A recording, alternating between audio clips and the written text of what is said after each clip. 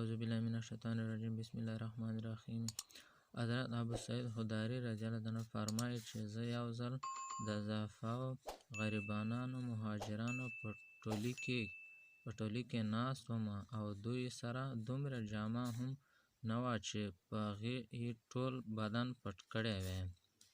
بعضې خلکو د بعضو نه ځان پناه کړی و. یو تن پکې قرآن لوستو چې په دې کې نبي اکرم صلی الله علیه وسلم تشریف راوړو او بیخي موږ ته نږدې ودرېدو. د نبي علیه الصلاة والسلام په راتلو قاري چوپ شو، نو نبي علیه الصلاة والسلام سلام وکړو او بیا یې پوښتنه وکړه چې ستاسو څه کول؟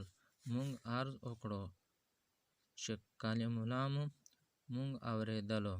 نبي اکرم صلی الله علیه وسلم وفرمایل چې ټول تعریفونه هغه الله لره دي چې هغه زما په امت کې داسې خلک پیدا کړل چې ما ته په هغوی کې د ناستې حکم وشو.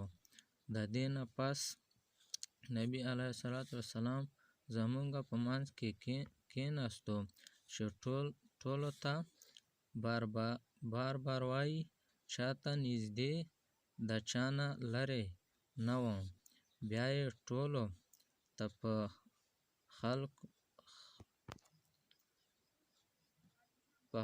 حلقه کې د کېناستلو حکم وکړو. ټولو نبي علیه الصلاة والسلام ته مخ کړو او کېناستل. نو نبي علیه الصلاة والسلام ارشاد وفرمایي: ای غریبانو مهاجرانو، ستاسو ته دې زیری وي. قیامت پر ورځ